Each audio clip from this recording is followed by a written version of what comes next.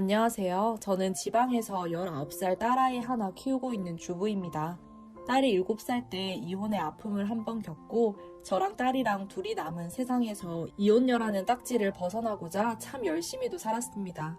전 남편의 외도로 이혼하게 되었습니다. 한 번, 두 번은 참아줬다가 결국은 제가 폭발하고 그 사람도 반성의 기미가 보이지 않아 깔끔하게 헤어졌죠. 제가 다행히 경제적인 능력이 있었기 때문에 아무런 걸림돌 없이 단지 아이에게 아빠가 없어진다는 아쉬움 하나만 가지고 이혼을 하게 되었어요. 남자가 너무 여유가 있으면 딴짓을 하나 봐요. 사실 저는 한 헤어샵의 원장입니다. 처음엔 프랜차이즈 매장의 수석 디자이너로 있다가 점장을 하고 제 샵을 차려서 그게 또 잘 돼서 꽤나 큰 매장을 운영하고 있죠.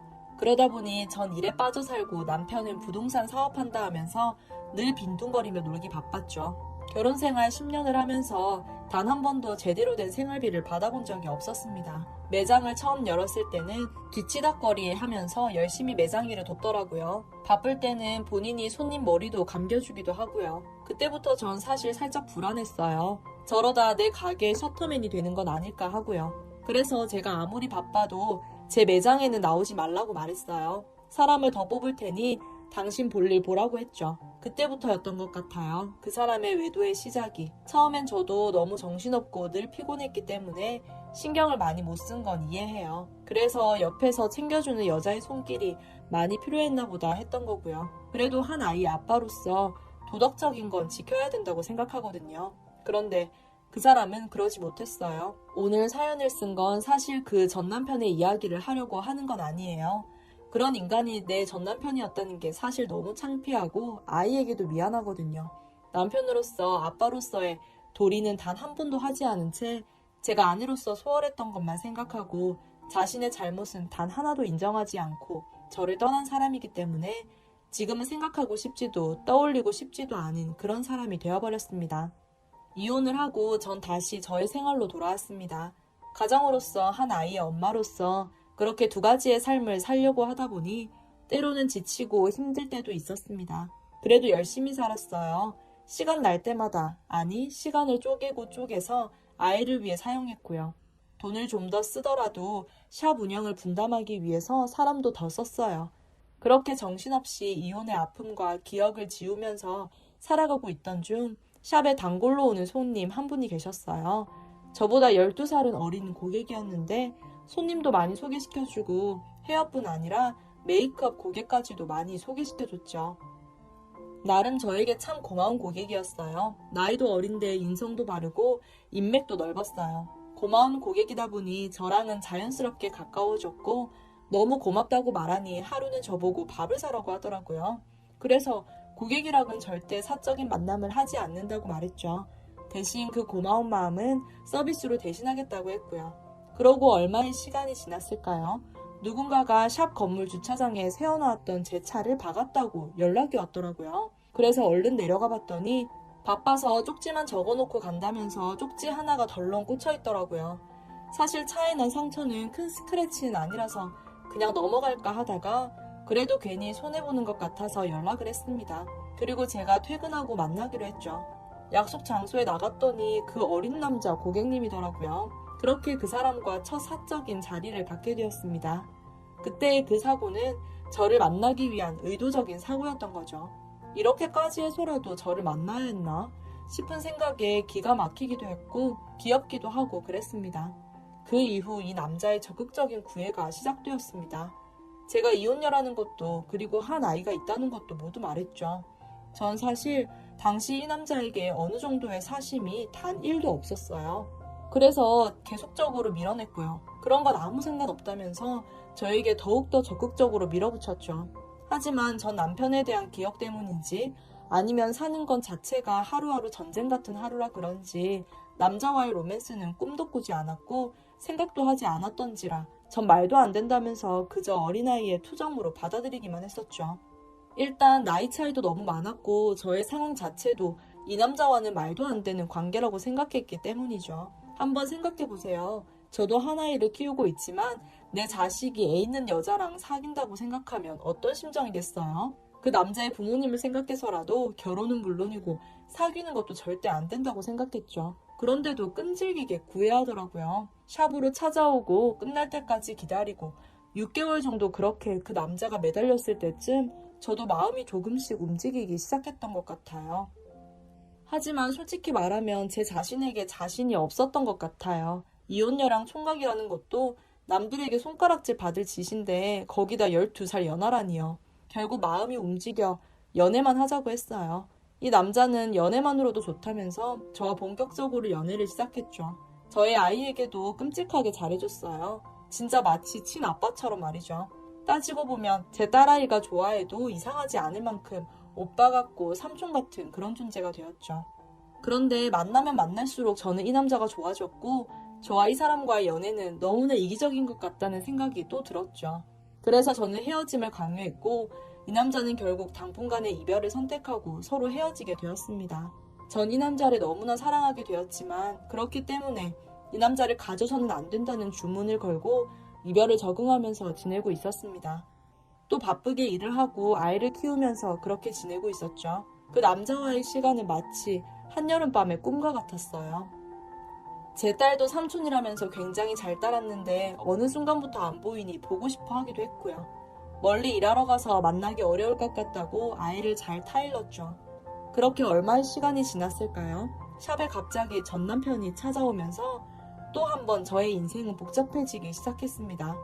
법적으로 아무런 권한도 없고 힘도 없는 사람이 자꾸 아이를 빌미로 저를 찾아오고 만나려고 하더라고요. 영업장이라 방해가 될까봐 좋은 말로 타이르고 돌려보냈더니 이제는 막무가내로 저를 찾아오는 일이 잦아졌습니다. 그래서 하루는 밤에 저와 잠깐의 몸싸움이 있으려고 하는 찰나에 그 남자가 들어와서 전 남편을 저지시키고 저를 물러서게 했죠. 들으시는 분들은 이러한 상황이 마치 드라마의 한 장면 같다고 느껴지시겠지만 현실은 너무너무 무섭고 울고 싶기만 하더라고요. 전 남편은 제가 어린 남자를 만나고 있다는 걸 알고 돈을 목적으로 저를 찾아왔던 거였고 또 이 남자는 저와 헤어지고 나서도 계속 저를 지켜보고 있었던 거였어요. 먼발치에서 혹시라도 저에게 무슨 일이 일어나지는 않을까 그런 마음으로 저를 지켜봤다고 하더라고요. 이때 저는 굳건하게 넘어가지 않겠다고 다짐했던 저의 마음이 결국 무너지고 말았습니다. 이 사람의 부모님께 말씀드릴 자신이 없었어요. 이 남자는 전부 자기에게 맡기라고 그랬지만 저는 나이도 많고 게다가 이혼녀인 제가 떳떳할 수가 없었습니다. 이 남자의 부모님과 몇 번의 만남이 있었고 그닥 탐탁치 않아 하셨지만 그분들은 아들의 선택을 한 번도 반대하신 적이 없다고 하시면서 교제를 허락을 받았죠. 생각보다는 어렵지 않게 허락을 받은 터라 제가 너무 혼자 겁을 먹었다고 생각했어요. 그렇게 이 남자와 두 번째 연애가 시작되었죠. 그런데 이 남자가 도대체 무슨 일을 하는지 그때까지도 잘 몰랐었어요. 그냥 아버지 일을 같이 한다고만 알고 있었거든요. 어쨌든 이 남자는 생활에 여유도 있어 보였고 시간적으로도 늘 여유가 있어 보였어요. 그리고 처음에는 우리 샵에 많은 고객들을 소개시켜 줄 만큼 많은 인맥도 있었고요. 어렸을 때는 외국 생활을 해서 언어적인 부분도 매우 유창했어요. 어쨌든 보여지는 모습으로는 집안으로도 외적으로도 부족할 것이 없는 그런 사람이었죠. 그렇게 저와의 신뢰를 쌓아가고 결혼 이야기까지 오갔습니다. 그런데 아버지 사업이 갑자기 어려워지기 시작했다면서 저와의 만남이 조금씩 줄어들기 시작했습니다. 여기저기 이 사람이 뛰어다녀야 했고 사업을 지속적으로 이어가기 위해서 바쁘게 돌아다녔다고 하더라고요. 결국은 제가 먼저 돈 얘기를 꺼냈고 어느 정도 여유가 있던 저는 이 남자를 위해서 이 정도는 빌려줄 수 있다는 생각에 이 남자에게 돈을 빌려주게 되었습니다. 처음엔 거절하더니 한 번 돈을 빌려가고 두 번째 돈을 빌려가게 되었습니다. 그러고 나서 얼마 후 처음 빌려간 돈을 갚았습니다. 그리고 두 번째 빌려간 돈을 갚지 않은 채 세 번째 돈을 빌려갔죠. 그 당시만 해도 제가 이렇게 도움이라도 될 수 있다는 생각에 기분이 나쁘지 않았어요. 저를 허락해 준 거에 대해서 어른들이 적어도 후회는 하지 않겠지라는 생각을 했으니까요. 그리고 빚을 해결하기 위해서 잠시 홍콩으로 출국을 해야 한다고 하더라고요. 일주일 후면 돌아온다던 그 남자는 그 뒤로 연락도 없고 완전히 잠적해버렸습니다. 이 남자 부모님이라는 사람도 찾아봤지만 그 어디에도 찾을 수가 없었습니다. 그렇게 3개월이 지나고 나서는 결국 제가 제대로 된 사기를 당했다는 걸 알게 되었어요. 하루는 딸과 함께 지인 결혼식에 갔는데 그 남자의 어머니라고 소개해줬던 분을 우연히 만나게 되었거든요. 제가 쫓아갔더니 도망가버리고 사라지는 걸 보고 사기당했다는 걸 확신했죠. 그래도 전 그 남자를 기다리고 있었거든요. 어떻게든 일이 해결되면 돌아오겠지. 나에게 말 못할 무슨 다른 일이 있겠지 하면서 미련맞게 사기라는 것을 부정한 채 혼자 기다리고 있었던 것 같습니다. 이제 보니 저는 참 남자복도 지지리도 없다는 생각에 너무 한심한 저를 비난하고 후회하며 우울한 하루하루를 보냈습니다. 첫 만남부터 저에게 접근하고 일부러 차 사고를 내서 사적인 만남을 갖고 이혼 여인데다 애 하나 키우고 있는 거 뻔히 알지만 저의 경제적인 능력을 보고 의도적으로 접근한 거였습니다. 12살이나 많고 이혼 여인 저를 그의 부모님들이 쉽게 허락했을 때 진작에 제가 눈치를 챘어야 했는데 오랜 시간 저에게 작업을 한 탓에 전 정말 조금의 의심도 하지 않았던 것 같습니다. 그렇게 조심하고 경계했는데도 불구하고 전 또 남자에게 당한 바보 천치 같은 여자가 되어버렸네요. 저는 독하게 마음을 먹고 고소장을 접수했습니다. 이런 사건이 워낙 많다 보니 잡거나 돈을 받거나 하는 건 어려울 수 있다고 말씀해 주시더라고요. 그렇게 전 반포기 상태로 또 제 삶을 최선을 다해서 살았습니다. 저는 또 다짐합니다. 제 인생에 있어서 남자는 다시는 없을 거라고요. 이 남자에게 사기당한 돈은 아깝지만 없는 셈 치자고 생각하고 딸을 위해서라도 또 더 열심히 살아야겠다고 생각했어요. 어쩌면 저도 드라마나 영화처럼 이혼의 아픔을 겪고 젊고 잘생기고 돈도 많은 그런 왕자님 같은 남자가 딱 나타나서 저의 인생을 꽃길로 만들어줄 수 있지 않을까? 그런 상상을 하며 또 그런 기대를 했던 게 아닌가 싶습니다. 하지만 그건 진짜 어디까지나 영화나 드라마에서나 볼 법한 상상일 뿐이고 현실은 저의 환경을 이용하고 저의 경제적 여유를 먹잇감으로 볼 뿐이었습니다. 이쯤 되면 제 인생 진짜 살고 싶지 않은 그런 이유들이 넘쳐날 법도 하지만 또 제 장점 중 하나가 지나간 것은 뒤돌아보지 않는 성격이거든요. 그렇게 저를 짓밟고 간 사람은 또 어디선가 다른 사람에게 꼭 짓밟힐 거라는 믿음으로 제 남은 인생을 허비하지 않고 딸과 함께 열심히 살아갈 거라고 결심했습니다. 세상에 많은 사람들이 이런저런 일을 겪고 힘들어하지만 저 또한 이런 일들을 당하고 나니 믿을 건 내 자신 그리고 내 딸밖에 없더라고요. 그러던 어느 날 생각지도 않았던 경찰서에서 연락이 왔습니다. 그 남자를 잡았다는 거예요. 돈을 받을 방법은 없겠죠. 하지만 합의할 생각도 없습니다. 알고 보니 저뿐만 아니라 그 남자에게 당한 사람이 몇 있는 것 같더라고요. 그 고소장이 쌓이고 쌓여서 이 남자는 수배가 내려졌고 심지어 성폭행까지도 제목이 있다는 걸 알게 되니 더 끔찍하게 느껴졌습니다.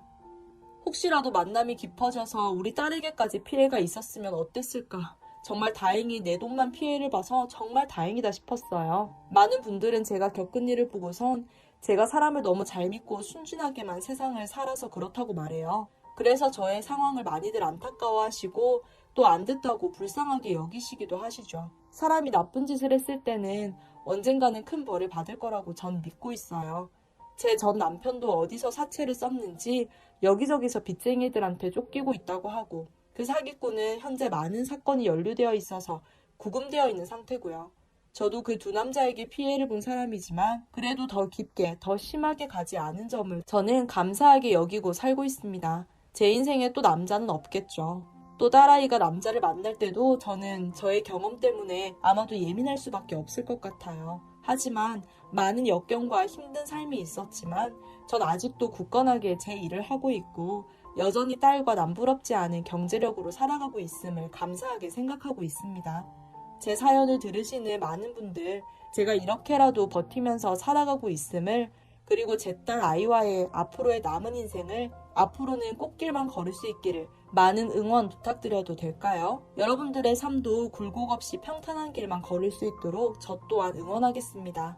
긴 제 사연 들어주셔서 감사합니다.